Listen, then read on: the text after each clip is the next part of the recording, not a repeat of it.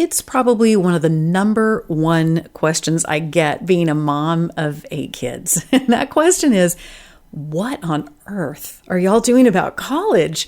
And I can tell you, with 8 different kids, 8 different learning styles, 8 different ideas about what the kids want when it comes to their careers and all of the rest, college has been a big topic of conversation around here. Well, there is a university that I want you to know about because it just hits so many of the things that are really important when it comes to considering your kid's college education. George Fox University, it's the number 1 private school in Oregon. It's a Christian university. It's located in the heart of the Pacific Northwest. And what's so great is in addition to a top-notch education, students have the opportunity to grow and deepen their faith, and they can learn in this really pivotal time in their lives who God made them to be. I mean, let's face it, we need more people coming out of our universities who know how to be leaders and how to be leaders with character. And George Fox University offers more than 60 academic majors. And that includes a nationally recognized engineering program, a nursing program. It allows your student to pursue their passions and prepare for the calling that God has for them. And let's not forget about fun when it comes to college. George Fox University students have a great student life. There are weekly campus events, there's chapel, there's service opportunities. There are 23 NCAA Division III athletic teams. Here's something that is important to me. There's a study abroad opportunity. So if your student wants to go and experience life somewhere else for a semester, they can do that. There's outdoor recreation because, of course, we're talking about Oregon, so gorgeous. George Fox University could be just the perfect fit for your student as you are looking into college, career, and all that goes beyond. George Fox University, where your student will learn and thrive in the center of it all. Purposely. Your life, God's purpose. Listen at purposely.com.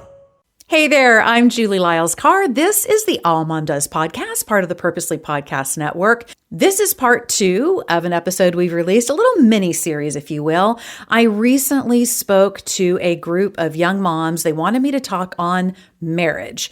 And I talked with them about the top 6 things that I've seen in my time, both in being a women's minister, in friendships, in my own marriage, the top 6 things that sometimes can really trip us up, the things we want to be aware of, different resources that can be really helpful, perspectives, all of that. So if you haven't listened first to the first episode, where I talk about the first 2 big things that I often saw, then be sure and check that out. Go back and check out that episode, then come back here and listen to this one. This is the remainder of that conversation. Now, as I told you in the previous episode, I do speak pretty frankly, pretty openly about some topics when it comes to marriage. So you might want to put your headphones on if you've got a little audience around you. There's your headphone warning. Also, I wanted to let you know that we recorded this live, and so it's not going to have that same in-studio audio that you might be accustomed to. Now, listen, my sound engineer for the podcast is amazing, so you might not notice a difference at all, but you probably will hear some little baby sounds, a little toddler every now and then, because this was to a mom's group and there were some little kiddos coming in and out, which I love, but that's what you're going to hear a little bit of. So I'm so glad you're here today. Here is part 2 of the Marriage Big 6.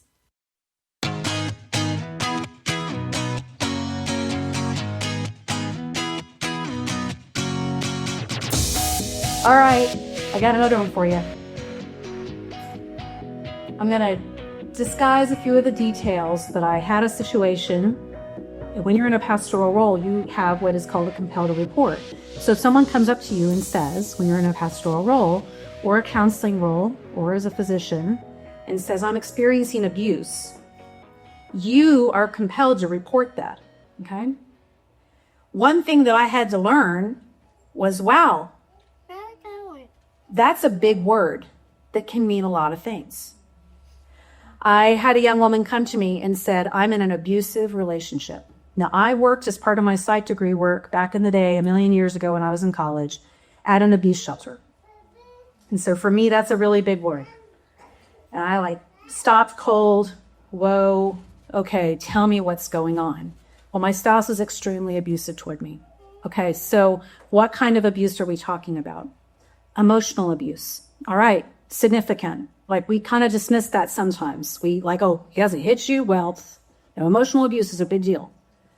I said, okay, knowing I've got this compelled report already in my head, thinking how I'm going to break it to her that we need to potentially call the police and try to figure some things out. And I said, give me an example of this abuse. She said, well, for example, we had a big day the other day. It should have been a celebration, like a romantic celebration. And he didn't give me a card. Now, I would love to tell you that's the only time I experienced something like that, but it's not. The third thing that I see is we have a really casual use today in the psych evaluations we're giving our relationships. I'm married to a narcissist. I'm telling you, I've watched so much TikTok, I know. No, you don't. Narcissism personality disorder is a significant, serious, and diagnosable by the professionals kind of a thing. We are all narcissists at some level. It's baked into us. We do have times that we are selfish. We think of ourselves. We try to get the best outcome for what we want. We sometimes all manipulate or, tell a little less than the truth or whatever. All of us are guilty of that. It does not make you a narcissist. It does not make you someone who actually satisfies the DSM-5 diagnostically. And it doesn't mean your spouse is either. Have I encountered people who truly are diagnosably narcissistic? Yes. Yes. But they're not on every corner. And it's not every man. And it's not every problem that is in a marriage. I am all about equipping ourselves and learning. I am also asking today's women, let's be careful before we start saying and labeling some issues in relationships this way. Sometimes I'll have a young woman say to me, well, my counselor says that my husband's a narcissist. Okay. Has your counselor met your husband? Well, no. But she knows, then your counselor does not know. And either you're interpreting that she's diagnosing, or your counselor may have said, those types of behaviors can indicate a narcissistic disorder. But man, we've got to be careful today with some of the things that we are assigning. What we call emotional abuse, what we call narcissism, what we call a variety of things that are making the rounds. In some ways, for some people, it's going to be life-changing because it's going to give words and further research and depth and getting to some professionals to help you understand the dynamics in your relationship that have been making you crazy. And you just thought, what am I doing wrong? And then you begin to discover, yeah, you really may be in relationship and marriage to someone who is really struggling with something in their psyche. But for most of us, we have garden variety selfishness, garden variety forgetfulness, garden variety inattention that does create some big gaps in our relationships, can create some significant hurts, but does not necessarily mean that our spouse is abusive. Let's be careful about that. Here's the irony. A lot of times, someone who truly was in an abusive situation was gaslighting themselves, another psych term, but was fooling themselves that they weren't. And a lot of people who came into me saying, he gaslights me, he's emotionally abusive, he's a narcissist. He wasn't, to be honest. That is something you've got to get in front of a professional for if you think you're really dealing with something of that ilk. And you're like, my partner won't go. Okay, well then you get in and get some help for you. But understand, until that person is seen, you're not really going to know. You're going to get tools, you're going to get equipping, you're going to get support, you're going to get encouragement. But man, we got to be careful. I've watched people take down their relationships based on TikTok diagnoses. I want us to be careful. Thankful that more information is getting out there. Careful with what we do with it. All right, number 4, I'm getting ready to just stomp on some feet, so just tuck them under the table, man. The expectations we have today of marriage. This goes back to that Esther Perel that I was talking to you about, her comment about how marriage today has more possibility than ever. I mean, do you realize that this language about I'm married to my best friend, that's pretty recent. Now, I love it and I want that. Don't get me wrong. But it's pretty recent. So we are making our spouses kind of our everything, in a sense. I want you to be my best friend. I want to do facials. I want you to be my travel buddy. I want us to work together. I want us to parent together. I want us to cook dinner together each night. I want us to do this. I want us to do this. I want to. I've known marriages in which that is the case, and it just seems to really, really flow. Now, then there's the rest of us. Who here is married to an extrovert? Well, then your spouse has probably heard of my husband because he's the king of the extroverts. Mike has 1 million best friends. Mike has big people needs. I am an introvert who masquerades as an extrovert. I need these people. I need them a lot. And please don't talk to me in Costco. I mean, okay. But I mean, really, say hi. Please say hi. But because we put such high expectations on every single thing that marriage should fulfill, we also in many ways set ourselves up for disillusionment and challenge. Here's the other thing we do. He's a good guy. I mean, I can't really say anything, too negative. I just really wish that we could put our leathers on and fly on the dragons. No, she's preaching. I love all the books and all the things that we had coming out with romance and fantasy and all kinds of things. It's fun. But there is a line between the fun and the you being disappointed by your in real life. It doesn't include time travel through stones in Scotland, and does not include dragons, and doesn't include a lot of these things. And I know it sounds wild, but I do know women who truly categorically are struggling to live in their today because of the content they are consuming that is growing their heart in a different way. Now listen, you have to wrestle that out with God, what's okay for you to watch, listen to, read, all the rest. I'm not trying to meddle too much in anybody's stuff. And I'm not just talking about smut. I mean, let's face it, some people are waiting for Mr. Darcy in the most pure way, wanting their spouse to be the guy who walks by and does the hand twitch, But the problem comes when we're dealing with mere mortals. We don't get to write scripts for the people we're in a relationship with. We don't get to write scripts for friends, for our coaches, our teachers, our pastors, and our spouses. We just don't. For some of you, this may mean that you have got to decide, I'm not going to read XYZ. I'm not going to watch XYZ. For some of you, it can mean, I do fine. Like, I really like this mortal, failed human I'm married to. And I understand that this is just play, storytelling. Good. But have the conversation with yourself about what's happening. If you find yourself after consuming some content, glancing over at your husband flossing his teeth, and you're like, ugh. Put down the book. Turn off the channel. Do yourself a favor. Pay attention to what you're consuming. Make sure you understand what your expectations are and how they're being developed. And IRL, we live in real life. We live in real life. Live in real life with your spouse. Escapism is not going to serve you well in having a marriage that goes the distance. All right. You would think this would be near the top of the list. It actually wasn't, but there is a trending that I actually started seeing come up that had me really concerned. And this is on the topic of infidelity. I have seen marriages get put back together that I would have thought could not have.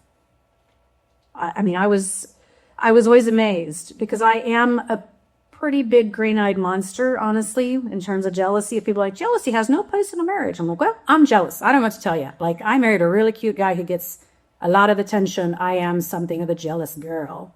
Not that he gives me reason to be, okay? But part of that's just the bond that you share with someone. I don't think being jealous is necessarily a bad thing. But I will say, in marriages where there is reason to be jealous and behavior that stokes that, and then in the case of true infidelity, that's not hopeless. I've seen incredible recovery stories come from that. I've also seen people put themselves through a lot because they keep thinking it's going to change and the behavior is not changing. I want to equip you with a phrase that I think is important. An apology is only an apology so far as behavior changes. And we do live in a culture that is struggling to connect those two dots. I want to encourage you, both you and your spouse, to be smart about where you're going, who you're interacting with. Stop looking up your old boyfriend from high school on Facebook. Cut it out. I get it. I'm curious too. I mean, okay, maybe I looked a time or two. Maybe he did become a really award-winning doctor. But you know what? I'm not looking anymore. We have got to stop this game we're playing when we are doing things like that, going to things like that. And just because you're volunteering on your church's whatever team does not mean you're immune. There are many things that go sideways by people on mission to be doing a good thing who don't keep appropriate boundaries in place. Now, here's a trend I never thought I'd have to talk about as a faith leader, and now we're going to do it. This whole open marriage stuff, guys, come on. We know it's a bad idea. Statistically, we know it's a bad idea. 92%, most experts think, 92% of marriages that claim to be open marriages fail. And I'm talking open marriage, even this, let's have a make-out party. We're not going to all go all the way. We're just going to explore. Bad idea. Bad idea. Well, Jules, you don't understand. Like, if a couple decides that between the two of them, marriage should be honored by all. You are in a different kind, you're in an exclusive relationship. And if you have a spouse who's encouraging this, get thyself to counseling. And if you're in a friends group that you know some of this is going on, get out of the friends group. And I know for some of us, we're like, I have never heard such things. Where was that girl going to church to? I get out a lot. Jules will tell you. I speak to a lot of groups. I work with a lot of women across the country. And this is a weird trend because I told you I'm a jealous girl. Like I cannot fathom, but this is a weird trend that we see cropping up. Can we not? What are we doing? Look, we are sexual creatures. God designed us to notice. God designed us to have attraction. When you have something that's powerful, then you're careful with it. You don't can your kids, you tame lighters and have them run around. This is not body shaming or anything else. This is me saying body elevating. It's powerful, it's important, it's big stuff. It's awesome. So let's not be stupid with it. My dad was a literal rocket scientist, and he spent a lot of his career not figuring out what could blow up and propel. That part was pretty easy. It was the containment systems for directing something where it should go. This trend of this kind of open marriage, emotional affairs so it doesn't count, all that stuff is just rocket fuel just being slung all over the place. Be thoughtful, be careful, don't be dumb. Don't be dumb. All right, and then the sixth one, and I'm going to leave a little time for Q&A. Unless you're so stunned at this point that you're like, hi, Jules, this has been great. Could you get down? The sixth one that I saw come into play a lot was time in two ways. There's time that you're investing in your relationship. You know this. You're either making time and doing well with it. You're not. You're going to have seasons where time feels like, what are we doing? We have 8 kids. We had 8 kids, and there were times that I knew there was a guy named Mike. He was really cute. I knew he'd been in our home because I would find his socks in the hamper, but we were not seeing each other very often at all. He was traveling, I was working, we were raising kids. We didn't always do a great job managing our time in those moments for lots of legitimate reasons. But where are you spending your time? We live in a world with a million distractions and a million things we could do and a million places we could go. So where calendaring are you making time together? Super unromantic. Super. Schedule. I still don't like it. There's still something in my little Jane Austen heart that goes, don't want to. He should just come over the hill and he should just know that we need time together and he should just, and I should be this priority and I should, yeah, I could. Okay, here we are in real life. Schedule the time. Schedule the time. We are still figuring this out 35 years later. And if you're married to an extrovert, it's even more of an interesting challenge, but you got to do it. Schedule the time. There's another component to that time piece.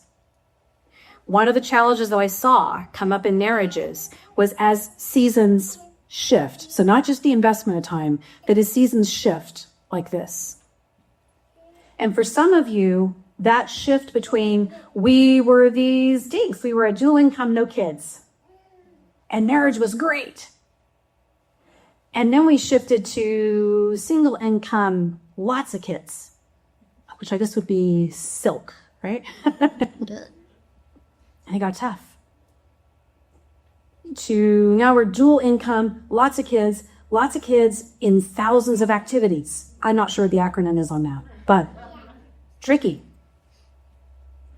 To now, there are those of you in the room who you're back down to the two of us, just the two of us, and we had no idea who you are, who I am, what I want, who's having which midlife crisis. Also make a note, perimenopause. Whew, she is not a nice person. You can get through, but that's a different kind of time. Different kind of time. We need to be honest and thoughtful about what seasons we're in. I have seen people bust up a relationship based on a season, not a true symptom of dysfunction, a season that went sideways. There are these seasons that are easier, seasons that are harder. None of that is meant as discouragement. It's to say it's normal. It's normal. And I feel like in faith situations, we aren't as good about talking about, yeah, this can be a really tough season. Here are ways you guard.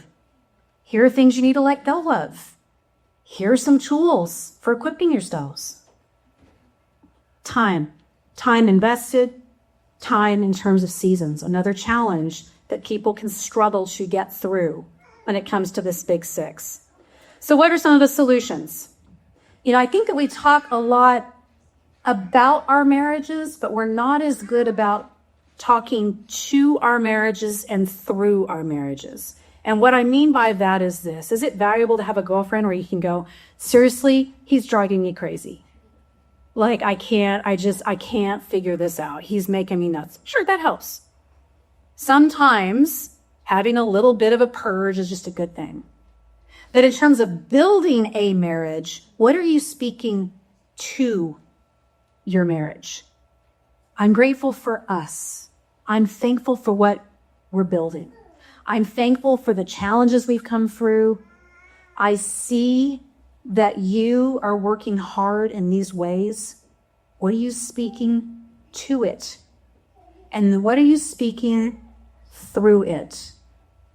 Listen, we had plenty of seasons where the budget was super tight. And we had plenty of seasons where either he was on a platform or I was on a platform and people were looking to us as faith leaders. And it made it hard to admit when things got hard and when things were tough. Wherever you're at, I want to encourage you to invest in your relationship. If you're in the season right now when you guys are besties and he does play on dragons with you, congratulations. Put yourself on a once a year or twice a year check-in with a professional counselor so you can capture what you're doing well and what's working. And if you're struggling right now, get thyself before a licensed, certified third party and not just your church pastor. And again, I did lots of pastoral counseling, but there is such value in going to someone who is licensed and knows what they're doing and can honor you both. Listen, if you are paying for Netflix, you can get into a counseling session. You might have to shop, but please invest in your relationship. It's all too easy to think that this is a DIY job. And like I said, as somebody who tried to DIY a little colonial back in the day in Tulsa, Oklahoma, there were jobs that would have been best left to someone who knew what they were doing. It may take a couple rounds. It may take having to work to find someone who works well with you. But you can do it. And then you can talk through where you want to be, who you want to be, who you want to be as a couple. We have these moments now that are pretty remarkable to me because the kids are getting married, the kids are having kids, and we could have so easily blown it in seasons that were hard and walked away. We're both big personalities. We both have big ways of expressing things and working through things. Now, you may be in a situation where your current model, your current marriage, or a marriage you had in the past truly needed to end. Please hear my heart. None of this is a battle cry for stay no matter what. I've worked with women who have been in some really terrible situations, and God has done some incredible things in their next season, in their next relationship, because they were faithful and they were courageous. So I am not saying no matter what. What I am saying is for most of us, we're married to mere mortals who are going to make mere mortal kind of mistakes, who are going to occasionally forget a special holiday or give you an appliance you don't want on an anniversary. They're going to forget to help. They're not going to realize what all goes into getting Thanksgiving dinner on the table. They're going to do those kinds of things. And you know what? You're not wrong. There might be somebody out there who never makes those kinds of mistakes. But they will make some kinds of mistakes. I have a good friend who's been married many times. Many. And on the marriage she's on now, she's come to the conclusion, oh, I keep marrying humans. She does. She keeps marrying humans. God keeps choosing us as humans. A measure of grace you want for yourself, extend it to the person you love. The measure of courage you need to stay, I pray God gives it to you. The measure of courage you might need for it to end, I pray prayerfully God gives it to you. But in all of it, this relationship, the one you have, the marriage in which you are now working through, it can be one of the greatest stories of your life. Not just a love story, but a grace and mercy story. And I hope that is what it is for you. Should you guys pray with me? God, I can't possibly know all the stories of all the relationships and the marriages in this room, but I do know that there are common themes that keep showing up. Lord, let us not feel so alone in the places we struggle. Father, help us be brave to raise our hand and say, I need help. Help us set aside our pride. Help us, God, to examine first where we can do better instead of pointing first where the other person is failing. And God, whatever status the marriages in this room are in, I pray that you protect, guide, put the right people in the right place to help. Father, your word says that marriage is to be honored by all. Help us honor our own marriages, not just the concept, not just a structural piece of society it is, but the marriage we have with another one of your children. In the name of Jesus, I pray. Amen. Okay, friend, thanks so much for listening to this mini-series on marriage. I really appreciate it. You can go to the show notes. Rebecca puts those together every week for us. Has the transcript, any of the resources that I mentioned, you'll be able to find those there. She does an incredible job. Check out AllMomDoes, allmomdoes.com on the socials. Really appreciate it when you do that. Great community for you. I'm Julie Lyles Carr. All the places usually hang out the most on Instagram. I love it when you send questions my way, conversations about different episodes. That really helps us hone in on the topics, the issues, the things that you want to see addressed on the podcast. Also, could you do me this favor? It means so much when you grab a link from a podcast episode that's meant a lot to you and send it to someone when you share that episode. That's how we get the word out about the content that we have here for you. So if you would do that, thank you so much. That always means a lot to me and to the team. And I will see you next time on the AllMomDoes podcast.